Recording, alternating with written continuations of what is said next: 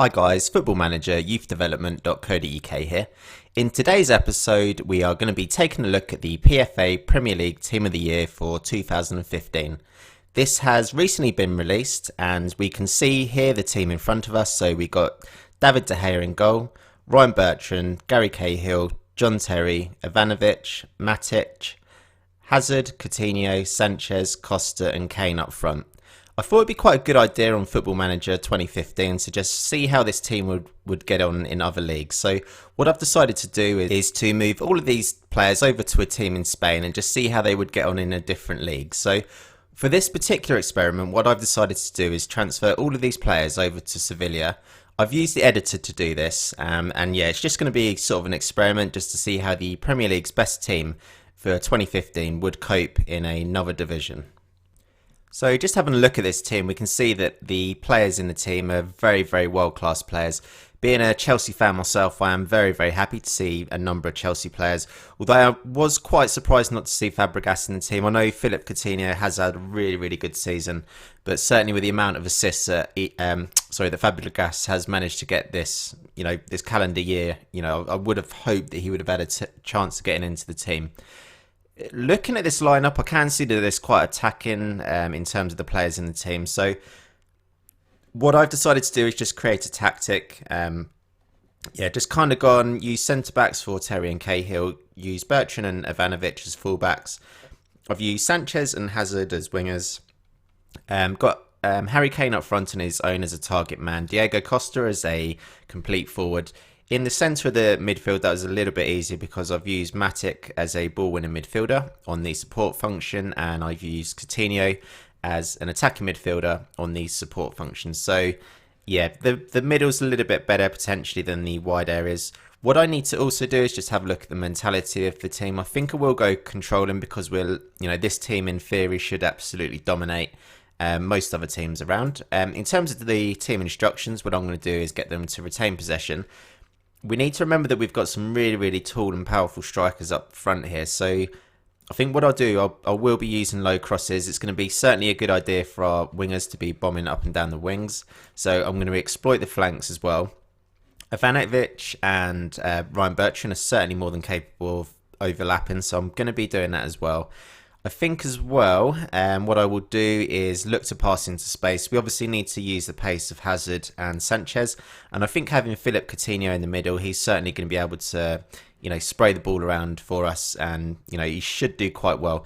I think potentially the only downfall to this tactic or, this particular lineup is going to be that Sanchez, Coutinho and Hazard are not going to be the best at tackling and, tracking back. So Matic is going to have a massive job on his shoulders just to try and make sure that they're not too sort of vulnerable at the back, if you like. So hopefully they'll get on okay. It'd be certainly an interesting experiment, I think, here.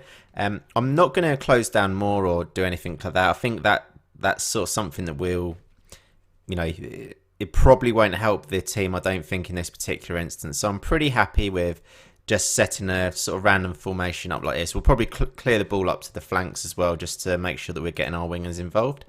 And yeah, I think that's pretty much the tactic that I'm going to go for this particular team. So how this particular experiment is going to work, I'm going to go on holiday to about the Christmas time. We'll have a look and see how the team's getting on, and then what we'll do, we'll play the remainder of the season and just then have another check-up just to see how the team managed to get on throughout the whole season.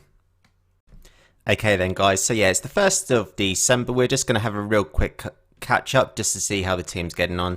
So we can see that the team is 3rd in the league. They've played 12 games, won 9, drawn 1 and lost 2. They've scored 26 goals and conceded 15. It looks like they had a massive loss against Barcelona actually, which I'm just going to have a look at in a minute. We've got 28 points at the moment, and as you'd expect, Real Madrid and Barcelona are leading the way at the moment. So we'll just have a look at the fixtures just to see how they've been getting on.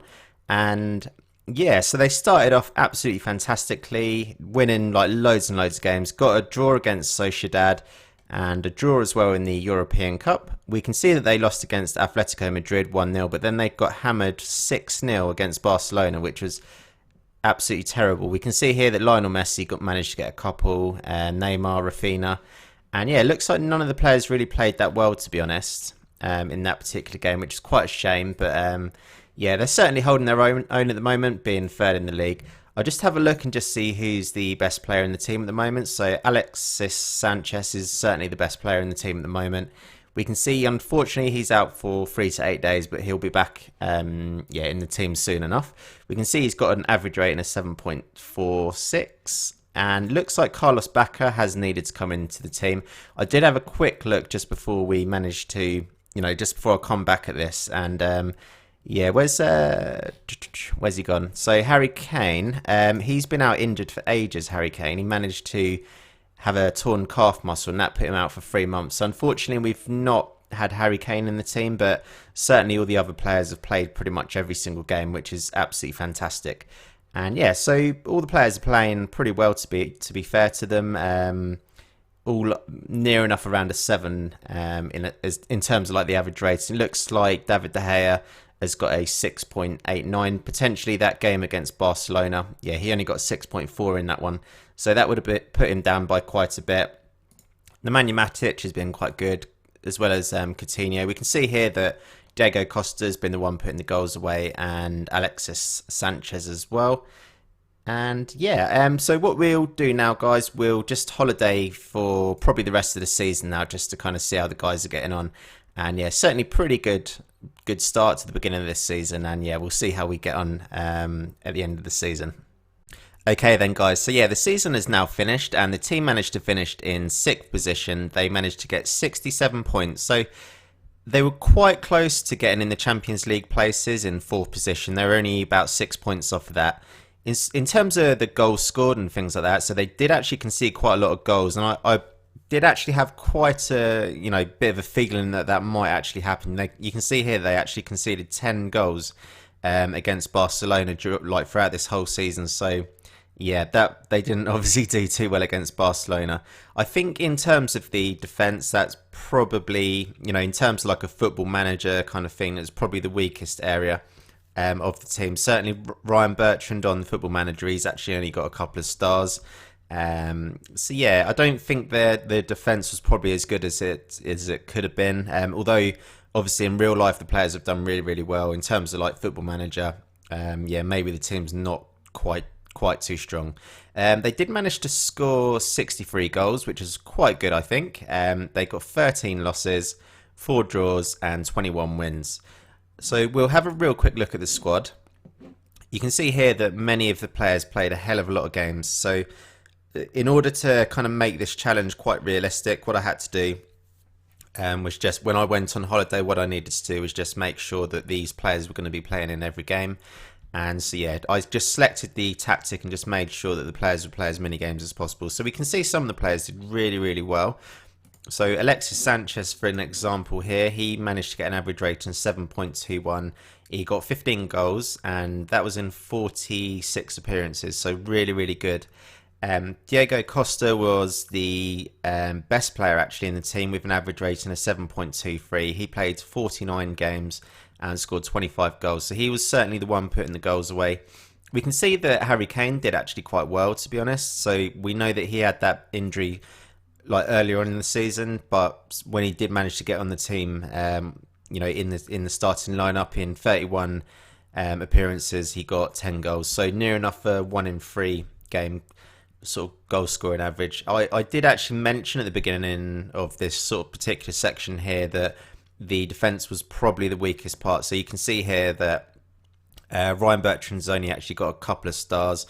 We can see here that John Terry's actually retiring at the end of this season, so potentially his fitness throughout the whole season would maybe have not been that good, considering he's 34 now.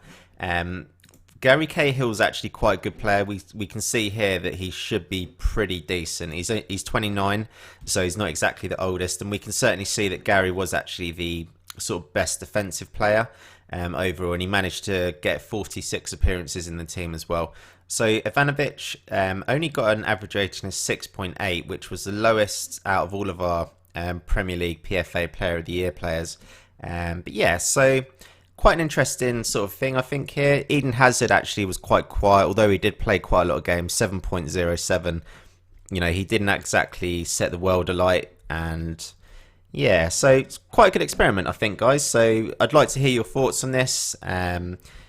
I will probably end up doing a video for this, I think, for Serie A as well, just to see how the team would get on in Italy. I think that'd be quite a good challenge for the players, the PFA Team of the Year, just see how they might do in Italy as well. What I will do in the Italy series, though, I'm going to select the team and then just let the tactics be picked, sort of automatically, basically. So I'm not going to set any particular tactics for the team. I'm just going to make sure that all the players that I want to be in the team are going to be playing every single game. And then I'm going to let the computer just pick all the tactics and positions and things like that. I'd be quite interested just to see if we get any different results out of that method. Obviously, what I did in this particular sort of episode and series is just to kind of pick a pre-made tactic, and yeah, that was the one they played throughout the whole season, so that'd be quite interesting.